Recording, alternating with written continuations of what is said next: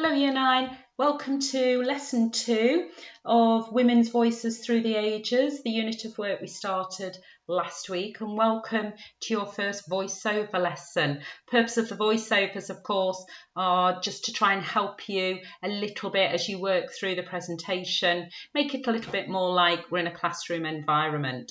Couple of things to think about then as we're watching and listening to the voiceover. Be prepared to pause the presentation at any point.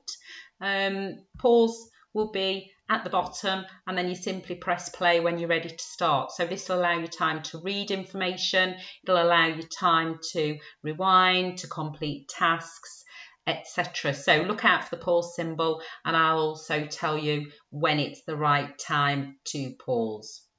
Have a pen and paper nearby so you can make notes as we go through the presentation.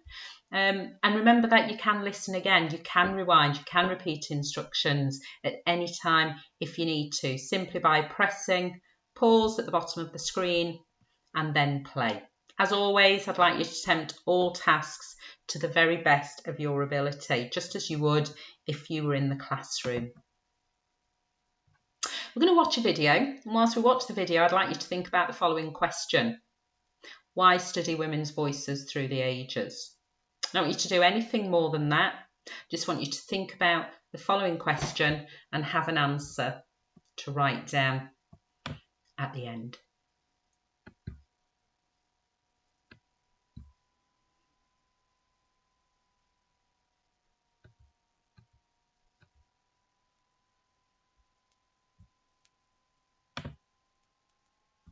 Being a girl has its advantages and disadvantages.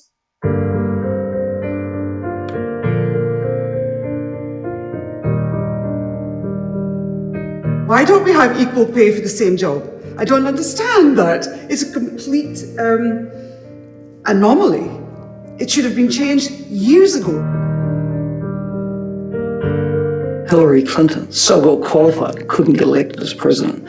No woman could get elected as Secretary General.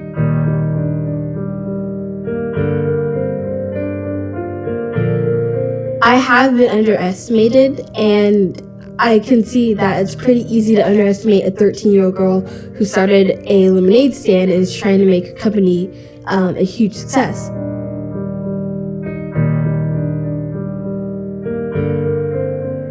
If you have a problem getting orders from me, close your eyes and imagine I'm a middle-aged white man. And that happened in Hollywood, where I'm working right now.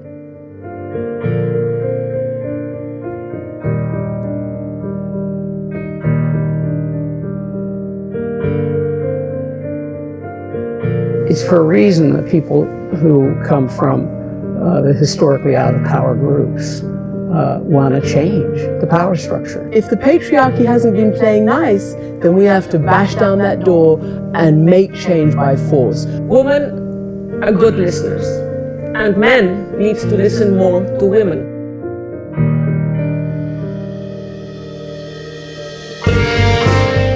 My name is Annie Lennox. I'm Julia Gillard, the former Prime Minister of Australia. Executive Chair of Banco Santander. I'm one of the few women running an engineering company. Former Prime Minister of New Zealand. Chairman and CEO of KPMG. Saudi filmmaker. I'm the Secretary General of the Council of Women World Leaders. Group President, North America for P&G. Deputy Chair of KPMG in the UK. I'm the founder and CEO of Me and the Bees Lemonade. Where I'm coming from in the rural village, most of the women are still relying on men for survival, and they don't realize they have the potential to be educated, to work for themselves, to be independent. Women lack confidence. Women fear failure. Advancing women hurts men. I call these myths. From my experience, I know that I have the power of raising my voice. I did that in the Australian Parliament in what came to be known as the misogyny speech. And so for the future, I want to keep raising my voice. We women have a particular responsibility, particularly in this moment, the whole Me Too moment, which is not just about sexual harassment. It is about equaling and leveling the playing field once and for all. I wasn't being promoted, and all my promotion went to my male colleagues because they have families to support, or not because of merit. Having a a harassment-free environment is, something that absolutely has to happen. And so this conversation right now, I think, is an important one. If you legislate for change, if you make things socially unacceptable, it is unacceptable to use vile misogynistic language towards anyone. The reality is that women need to be able to look up and see people that they aspire to be. I have a role as a role model. That's what I call the power of the mirror, knowing what it is you can be by who it is you see. I dream like a kid, and for me, dreaming like a kid means that you won't let other things get in the way of what you want to achieve in the future. And that's an advantage, because as you grow up, you're like, oh, but I'll have legal issues and financing issues. But as a kid, you're like, I want the ice cream and I'm going to get that ice cream.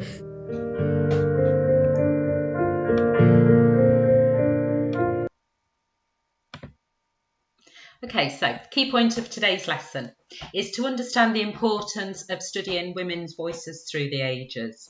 At this point, if we're in the classroom, I would be drawing attention to your ATL characteristics.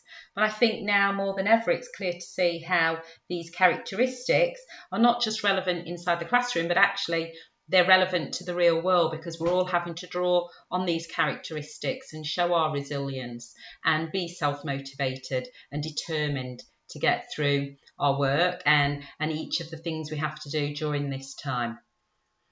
I'm going to come back to Unifrog later. Some of you will know about it. Some of you might have even accessed the Unifrog website. I'll come back to it at the end of the lesson and explain what it is and give you a couple of tips for how you might use that.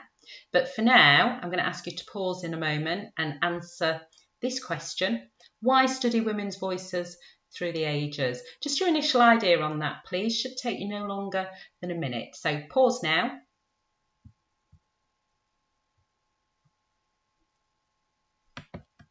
Hopefully you've all had time to write your response to that question. On the next couple of slides, we've got some information about why it is important to study women's voices through the ages. What I'd like you to do for these slides is pause, read through the information, and then move on to the next slide when you're ready. Pause now.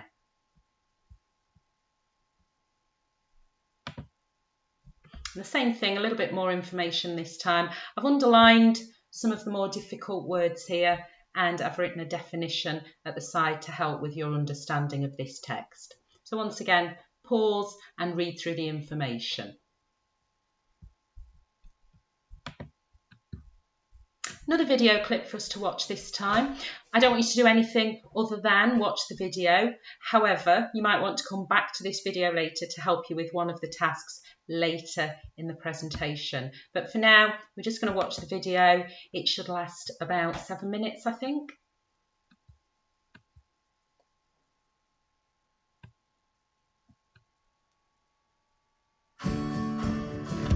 Hi there. Now, if you can imagine that selling a product like this on the internet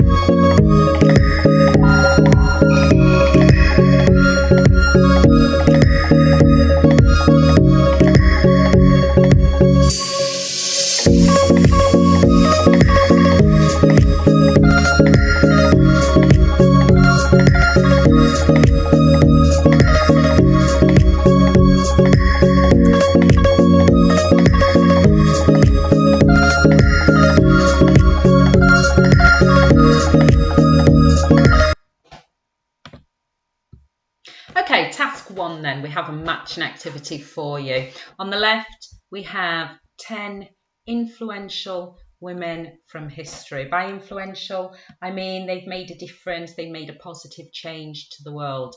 And on the right, we have the names and a short description of what they did. What I'd like you to do is to match the image to the description and the name. So, for example, you might write down number 1, and if you thought number 1 was, for example, Rosa Parks, next to number 1 you simply write Rosa Parks, born in 1913, died 2005, and then the information about Rosa Parks. It should take you about 15 minutes. Pause and press play when you're ready to move on. Okay, let's see how many you got right. Again, you might want to pause at this point so you can have a look how many you got right, and those you didn't get right, who were they, what did they do? See if you can finally match the image to the description.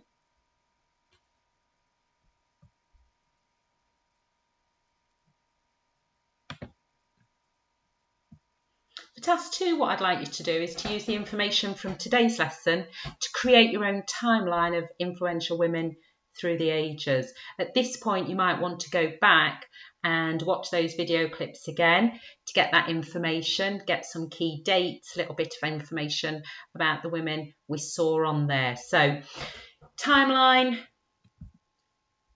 self-explanatory. Start with the earliest date on the left of your timeline and present date to the right. Think about your presentation skills. So this is all looking nice and colourful. If you've got colour, you could use Word perhaps to create your timeline. Do it that way, but you don't have to. What I would like you to include though is the woman's name, her year of birth and death, why they are or why they were influential, and any obstacles they encountered. I've given you about 45 minutes for this task. Might take you a little bit longer depending upon how long you spend looking at the videos, writing down the information, but about 45 minutes. So at this point, you will pause again, complete the task, and when you're ready to restart, press play.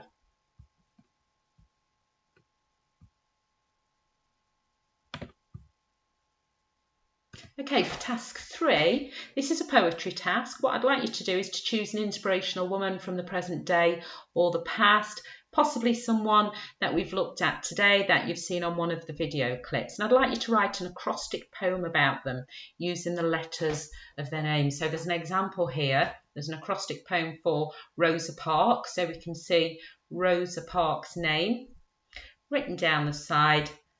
This is quite a complex acrostic poem. There's lots of information within there about Rosa Parks, information linking to the civil rights movement and her beliefs.